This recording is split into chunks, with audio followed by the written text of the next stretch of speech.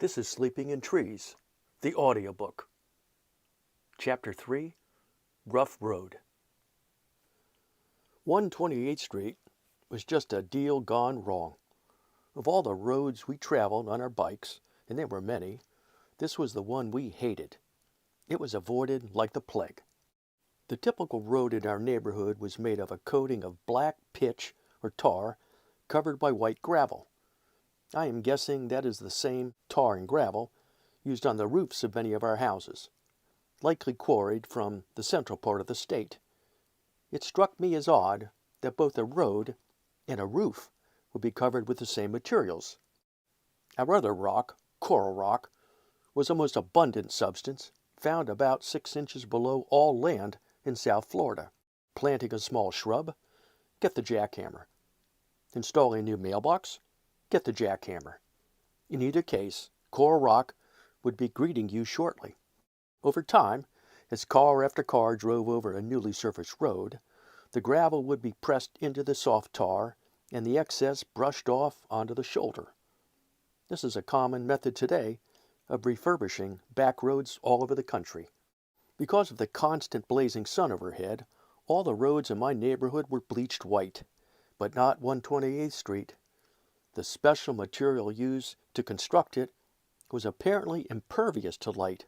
It forever remained a mixture of dark gray and black. Whenever we rode along 128th Street, we were struck by the coarse nature of the surface and how it seemed to grab onto our tires and suck the energy right out of our bikes. We would glide with little effort along any other road, but hit 128th and our speed would immediately slow and our effort to move along would dramatically increase. It felt like riding in glue, a heads-down, thighs-pumping regimen. We abhorred even the sight of it.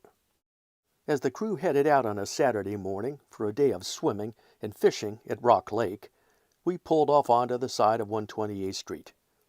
Junkle's chain had jumped the sprocket. No surprise there.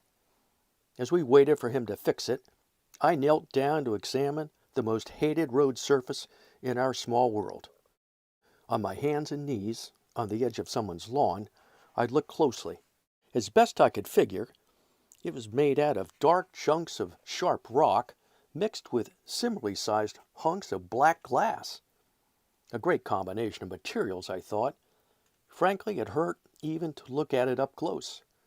My conclusion was that, as we rode over it, thousands of cutting blades were grabbing and slicing at our tires. With Junkle's chain back on the sprocket and black grease smeared all over his hands and brand new white t-shirt, we were soon on a roll, a small train of bikes gaining speed on our way to Rock Lake. 128th Street was not flat. Unlike most others in the area, it rolled gently as it angled away from Old Cutler Road. We crested one of the modest hills and pumped hard to push down the other side. Lobster and Cricket were out in front. I was tight on Dork's tail. Jungle and Dinkle were bringing up the rear. We exchanged comments as we ripped along at high speed down the modest grade. Then the unthinkable happened. Dork braked for just an instant and veered to the left, clipping my front tire.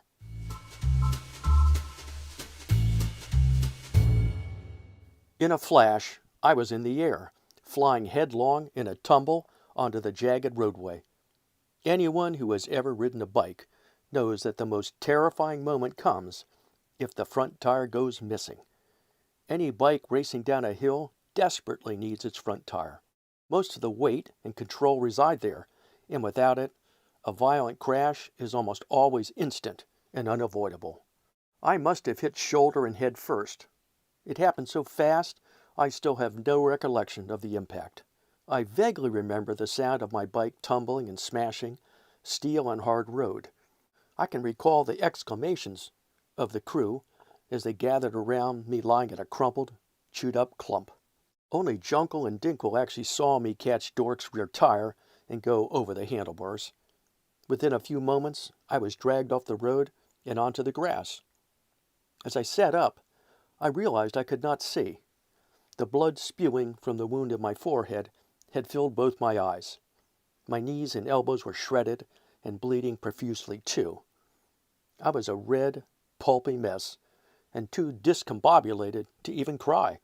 Lobster realized I needed help, so he threw my battered bike to the shoulder and helped me stagger across the road to the nearest house. He rang the bell. When the woman at home opened the door, she became white and could not speak. Not often does one open the front door to find a young boy covered in blood. Lobster helped her over to her sofa as I stood in the foyer, bleeding onto her cream-colored carpet. I was pulverized, but mysteriously and thankfully not seriously hurt. My memory of the aftermath is vague due to a concussion. I do have a foggy recollection of my mother pulling into the shaken woman's driveway in our bronze-colored Pontiac station wagon, collecting me and my bike and driving slowly home.